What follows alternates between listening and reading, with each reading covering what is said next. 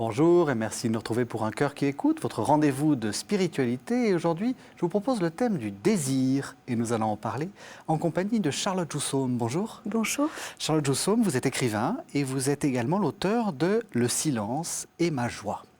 Alors pour commencer cette émission, je vous propose que vous nous lisiez un texte qui n'est pas de vous.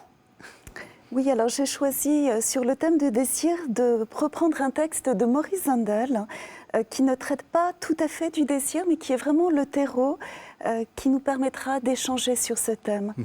Donc le texte de Maurice Zundel s'appelle « L'attention au royaume intérieur ». Donc Jésus est à genoux devant ce royaume de Dieu que nous avons à devenir et il n'y a pas d'autre royaume de Dieu. Le royaume de Dieu, c'est la royauté d'amour de Dieu au plus intime de nous-mêmes. Et Dieu ne peut pas accomplir cette royauté tout seul. S'il en était autrement, Jésus ne serait pas à genoux devant ses disciples pour que cette royauté existe réellement. Il faut notre consentement. Il faut que le cœur de Judas s'ouvre, que le cœur de Pierre accepte, que le cœur de Jacques et de Jean s'éveille, que tous les autres sortent de leur sommeil et qu'ils prononcent ce oui sans lequel rien ne peut s'accomplir. Et c'est pour éveiller ce consentement, pour rendre attentif chacun de ses disciples et nous-mêmes avec eux à ce royaume intérieur que Jésus est à genoux. Jamais l'homme n'a reçu tant d'honneur, jamais la liberté humaine n'a reçu une aussi vaste dimension que dans cet agenouillement du Seigneur devant ses disciples et devant nous-mêmes. C'est cela le vrai visage de Dieu. Le royaume, la royauté de Dieu, c'est de nous toucher par sa liberté pour susciter la nôtre. Notre oui est condition dans ce mariage que Dieu veut contracter avec nous. Ce oui conditionne pour nous l'entrée dans un monde nouveau, inconnu, insoupçonné et merveilleux. C'est un très beau texte. C'est un très beau texte. Alors pourquoi vous l'avez choisi? Puisque vous avez choisi le thème du désir et puis finalement vous nous parlez de Dieu. Oui, parce que le titre de votre émission est « Un cœur à l'écoute ». Et pour moi, Maurice Zundel est vraiment un cœur à l'écoute. Et par ailleurs, Maurice Zundel, c'est un petit peu un temps nouveau dans l'Église. C'est-à-dire, c'est vraiment un retournement du sablier. Le sablier ne s'écoulait plus, il n'y avait plus de temps. Le cœur de l'homme était fermé. Et voici que Maurice Zundel retourne le sablier et renverse les perspectives. C'est-à-dire que nous avions l'image d'un Dieu tout-puissant, d'un Dieu omniscient, un Dieu qui sait tout et qui veut pour l'homme. Et voilà que Maurice Zundel nous dit « Non, Dieu est pauvre. Dieu est pauvre d'amour, Dieu est mendiant d'amour et Dieu est agenouillé devant l'homme. » Et par ailleurs, il renverse aussi les perspectives en disant à l'homme « Dieu te trouve grand, tu es grand aux yeux de Dieu. Toi qui te trouves tout petit devant Dieu, qui veut tout remettre à Dieu, non, Dieu veut que tu fasses alliance avec lui, tu es grand aux yeux de Dieu. » Donc c'est un petit peu ce renversement de perspective qui permet vraiment de créer un chemin à une théologie et à une éthique du désir. Alors justement, pourquoi? Vous voulez dire que Dieu a le désir de l'homme, si on peut dire? Je crois que Dieu a le désir du désir de l'homme. Alors expliquez-nous. Oui, alors nous sommes appelés à la vie, nous sommes appelés à l'être, mais nous sommes encore plus appelés à être des êtres de désir. C'est-à-dire que nous pouvons tout remettre dans les mains de Dieu, nous pouvons suivre le chemin sur lequel Dieu nous appelle, mais je crois que Dieu n'est jamais plus heureux quand il suit au contraire le chemin que notre désir crée dans la vie. Et donc je crois que nous sommes vraiment appelés à être des êtres de désir. Alors, quand vous dites ça, nous sommes appelés à être des êtres de désir, surtout dans le christianisme, qui a eu tendance à mettre le désir du côté du diable, enfin, être désiré, désirant, désirable, tout ça, ça fait un peu diabolique, surtout quand on peut parler de désir sexuel. Pour vous, le désir, c'est une valeur positive? Alors pour moi, le désir est une valeur extrêmement positive. Et d'ailleurs, ce terme de désir, il y a non seulement le désir charnel, qui est vraiment la beauté de l'homme et de la femme, mais il y a aussi le désir de l'être des personnes que nous aimons. Et puis il y a également le désir de Dieu. D'ailleurs, la poésie mystique l'a bien chanté. Le désir de l'âme vers Dieu est tout autant un élan charnel et le même élan charnel qu'entre l'homme et la femme. Donc il n'y a rien de plus beau que le désir. Vous avez jamais trouvé ça un peu suspect, justement? Vous savez, il y a des lectures des grands mystiques en disant ils ont des problèmes psychologiques, ce mélange entre le corps, le désir de Dieu, etc. Vous, au contraire, vous trouvez ça une valeur? Alors pour moi, je trouve que c'est une valeur. Oui. Alors c'est vrai que nous vivons dans une culture qui est très cartésienne et qui distingue l'âme et le corps. Donc l'âme est distinguée du corps, l'agapé est distingué de l'éros, et donc nous vivons dans un monde un petit peu éclaté, dans un être éclaté. Au contraire, moi je pense au plus intime de moi-même que nous sommes vraiment l'union de l'âme et du corps. C'est-à-dire que nous sommes un cœur charnel, nous sommes une chair, et c'est dans notre cœur charnel que nous rencontrons et que nous rejoignons Dieu. Et c'est dans notre cœur charnel que nous éprouvons ce désir qui fait la beauté de notre vie.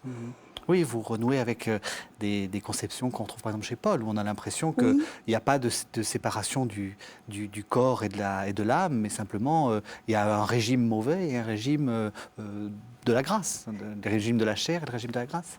Oui, alors c'est vrai que cette dimension de la chair et du cœur charnel est une dimension que l'on retrouvait beaucoup dans la mystique juive et qui était vraiment prégnante à l'époque de Jésus. Alors par la suite, notre culture, notre Église a suivi un chemin un petit peu d'éclatement, mais je crois que le temps est revenu de revenir vers ce royaume et cette royauté intérieure dont parle Maurice Zundel, qui est vraiment notre cœur charnel. Alors comment est-ce qu'on y vient dans cette royauté intérieure? C'est quoi le chemin? Alors le chemin, je crois que c'est vraiment tout un fruit de sagesse. Parce que si on analyse un petit peu les choses, il y a vraiment la dimension de l'être, il y a la dimension du vouloir et il y a la dimension du désir. Et alors la dimension du vouloir, c'est vraiment ce qui veut s'emparer un petit peu de la vie et parfois qui bloque l'épanouissement de l'être.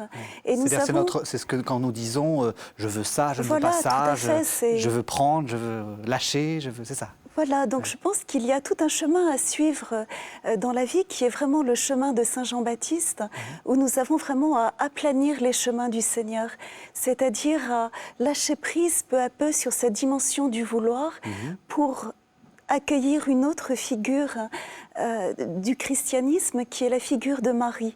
Marie, elle ne veut pas, elle n'est pas dans le vouloir, elle est au contraire tout désir à l'image de ce Dieu qui est tout désirant pour nous. Et Marie, elle, accueille le désir et Marie est l'incarnation de ce oui. Donc en fait, pour devenir désir, nous avons à abandonner nos je veux. Oui. Et puis pour justement laisser accueillir cette dimension d'un oui prononcé au plus profond de notre cœur qui nous permet d'entrer en alliance avec Dieu et d'être un être et de désir et d'accueil. C'est pas une manière d'être fataliste, c'est pas une manière de se dire je me laisse guider comme on disait dans les années 30, comme le chien crevé au fil de l'eau. Ah, absolument pas, absolument pas, parce que donc nous sommes des êtres vivants qui sommes vraiment appelés à être en alliance avec la vie et nous sommes des êtres créés qui sont vraiment appelés à être en alliance avec le Créateur et je crois que la vie est une danse à deux. Dieu avec l'homme et l'homme avec Dieu. Soit nous abandonnons tout à Dieu, nous remettons tout entre ses mains, notre esprit comme le Christ et aussi notre désir, nous sommes en lui et par lui. Soit nous pouvons aussi être avec lui, c'est-à-dire que le désir que nous avons au fond de nous, nous pouvons le vivre en lui, avec lui et par lui, c'est-à-dire avec Dieu. Et donc en aucun cas, c'est tout remettre à Dieu, puisque Dieu remet aussi entre les mains de l'homme. Concrètement, ça change quoi dans la vie? C'est-à-dire comment est-ce que vous avez... Parce que j'imagine que vous avez été comme tout le monde, c'est-à-dire volontaire, voulant, ne pas voulant, enfin, comme l'enfant qui dit oui, qui dit non, on est tous passés par là. Comment est-ce qu'on change? Comment est-ce qu'on passe... concrètement, qu'est-ce qui fait un déclic? Alors je pense que c'est d'une part la maturité, c'est-à-dire que le désir et le oui prononcé au plus profond de nous-mêmes qui nous permet de rentrer en alliance avec Dieu, c'est un fruit en nous. Et comme tout fruit sur un arbre, il y a le temps en fait de la maturation du fruit. Alors qu'est-ce qui fait mûrir le fruit? Alors sûrement l'amour de Dieu, parce que l'amour de Dieu, c'est vraiment la douceur de son désir pour nous.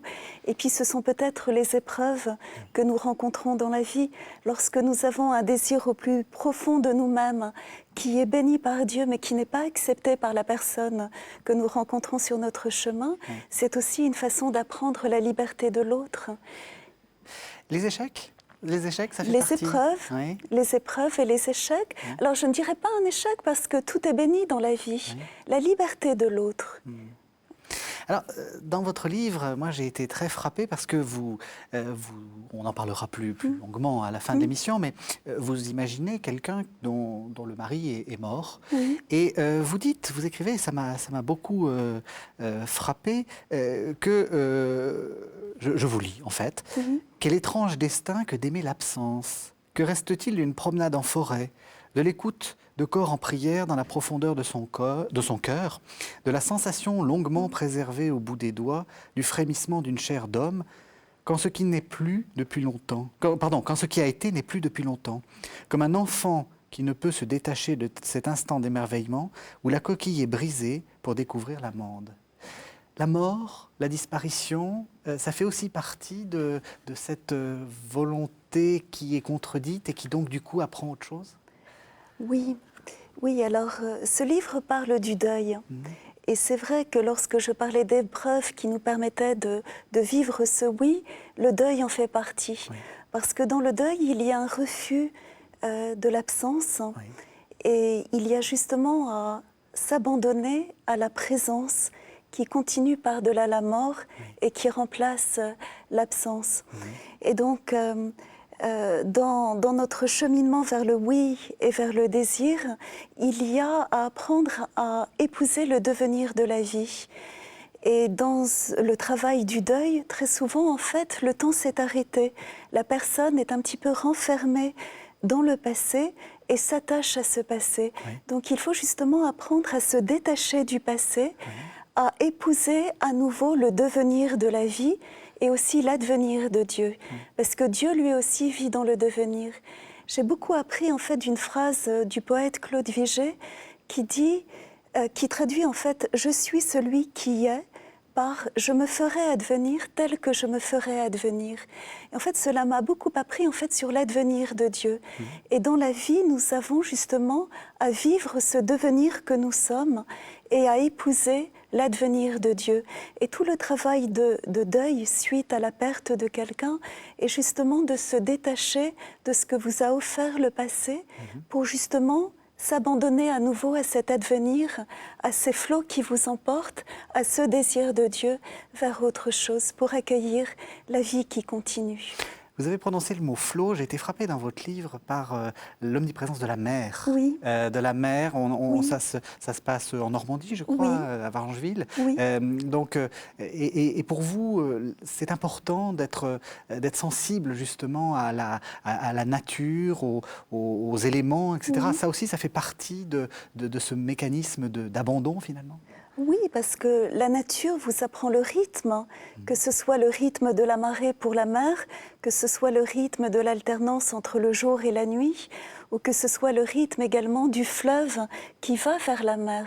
Alors c'est vrai que la mer est très présente dans ce livre, mais quand je parlais de l'advenir de Dieu, on parle également de ces fleuves d'eau vive qui coulent du cœur du Christ, de cette plaie ouverte, et nous avons justement à nous laisser porter et emporter par ce fleuve. Oui, la nature me porte et la nature nous porte. Justement, comment est-ce qu'on peut renouer avec peut-être quelque chose d'un peu plus primitif qui est en nous, qui est cette sorte d'amour pour la nature qu'on a tous au fond de nous, mais que, évidemment, quand on habite dans des grandes villes, on oublie. Est-ce que justement, il ne faudrait pas essayer de revenir vers quelque chose d'un peu plus naturel, pour retrouver Dieu ?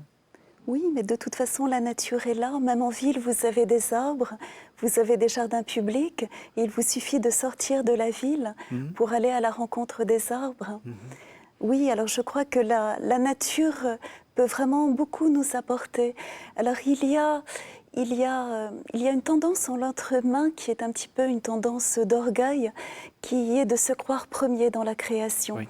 Alors il est vrai que l'homme a toute sa place dans la création et que la création et l'univers ne seraient pas achevés si l'homme ne pouvait pas chanter le chant qu'il a en lui et s'il n'était pas appelé à offrir à la création tout le désir qui est en lui.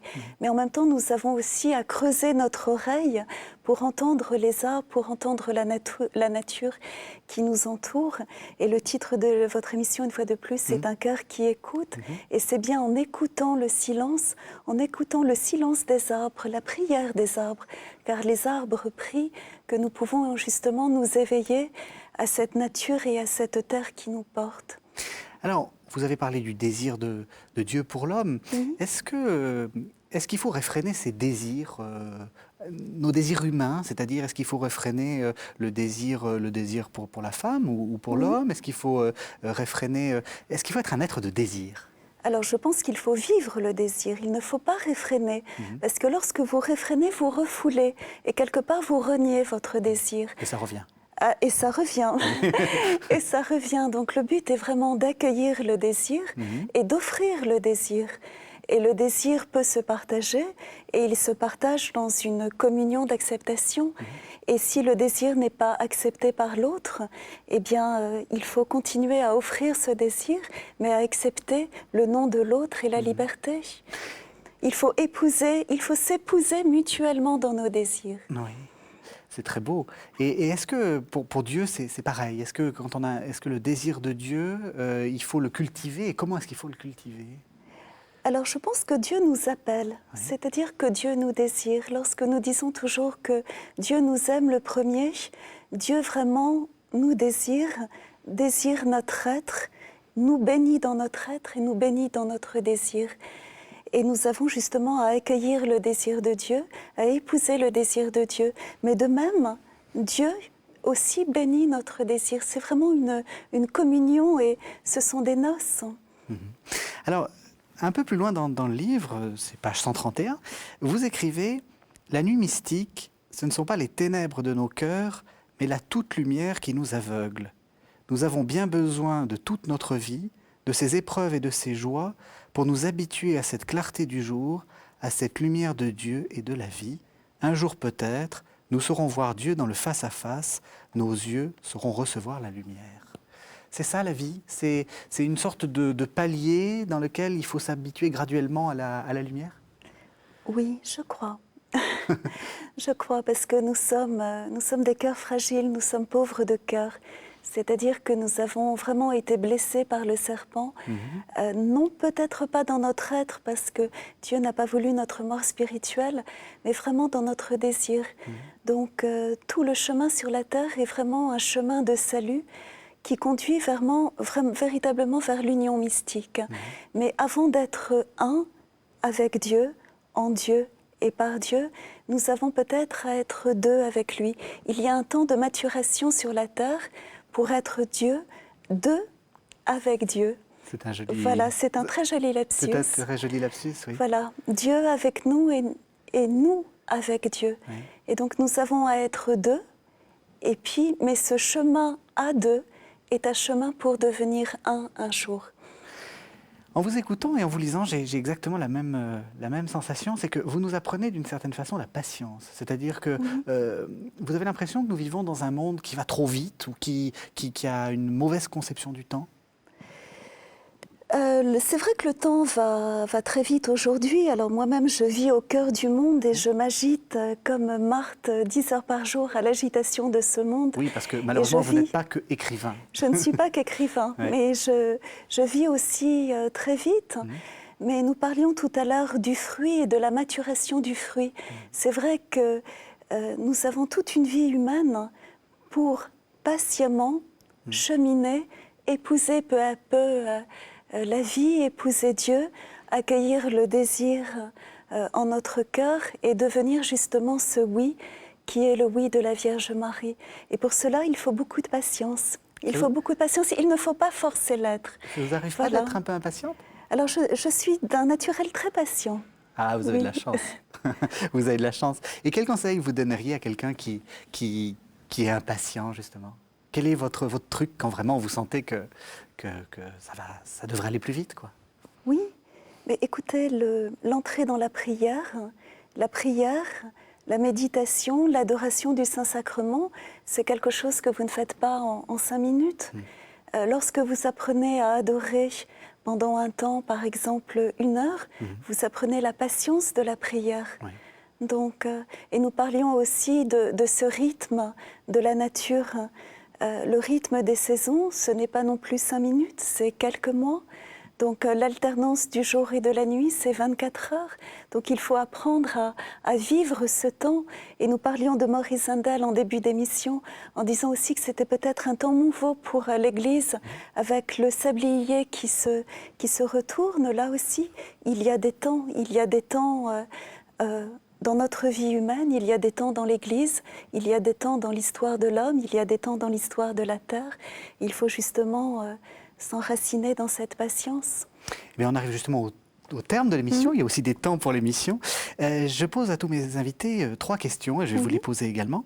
Première question, quel conseil vous donneriez à quelqu'un qui vous dirait « je veux devenir chrétien, comment dois-je commencer ?» Écoute. C'est les premiers mots du Shema Israël. Ah, Écoute tout Israël. à fait. Écoute. Écoute, si tu as ce désir en toi, c'est que tu entends un appel. Donc écoute les pas de celui qui vient vers toi. Deuxième question, si vous aviez un héros à choisir parmi tous les personnages chrétiens, lequel vous choisiriez? Alors j'aime beaucoup Saint Jean de la Croix, oui. qui a connu la nuit obscure. Oui. Oui. Dernière question, au jour du jugement, qu'aimeriez-vous que Dieu vous dise? Je t'aime. Alors, on va terminer par votre livre, donc j'en ai déjà parlé, hein, c'est Le silence et ma joie aux éditions Albin Michel. En fait, c'est un roman par lettres, c'est un roman épistolaire. Expliquez-nous un peu comment vous avez construit votre roman. Alors c'est un roman épistolaire. Alors l'intérêt de la forme épistolaire, c'est qu'elle permet à quelqu'un de se livrer et donc à la fois de raconter une histoire, mais aussi de partager toutes ses méditations sur la vie, sur la nature, sur le deuil, sur l'enfance, sur la création artistique. Donc au fil de 6 lettres, nous découvrons une femme, Marguerite, et nous découvrons l'histoire de sa vie, donc l'histoire de la perte de son époux, l'histoire du deuil, de la Renaissance, dans la maison dans laquelle elle a trouvé refuge. Et puis en même temps, Marguerite s'adresse à des correspondants. Donc elle parle au cœur de correspondants et à travers ces correspondants, elle s'adresse au cœur de chaque lecteur. On a l'impression que ce que vous voulez montrer, c'est justement un peu ce que vous avez voulu dire dans cette émission, c'est qu'il faut prendre du temps, il faut aller dans la profondeur, il faut regarder les choses telles qu'elles sont, peut-être dans le cœur de Dieu. C'est ça? Oui, alors il y a vraiment une attention au quotidien. Oui. C'est-à-dire que le temps est quasi suspendu dans ce livre. Oui. On apprend que Marguerite traverse un deuil ou a traversé un deuil très long de 8 ans. 8 ans pour porter un fruit et pour porter un fruit de lumière. Et donc le temps est arrêté. Mais Marguerite prend le temps d'écrire et d'écrire ses lettres. Vous, en tant qu'écrivain, vous avez pris un risque parce que, bien entendu, elle s'appelle Marguerite, mais elle pourrait peut-être s'appeler Charlotte. Est-ce que vous n'avez pas l'impression est-ce que vous n'avez pas la peur que les gens se disent elle est en train de nous raconter sa vie, là?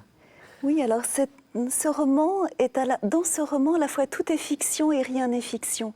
Alors tout est fiction parce que j'ai inventé le personnage de Marguerite et son histoire qui n'appartient qu'à elle, mais en même temps, tous les instants dont parle ce livre sont des instants que j'ai vécus personnellement. Donc tout a été vécu dans ce livre. Alors si j'ai choisi de parler quand même de Marguerite, c'est parce que j'explique dans la lettre sur la création artistique que l'écriture est à la fois dévoilement et travestissement.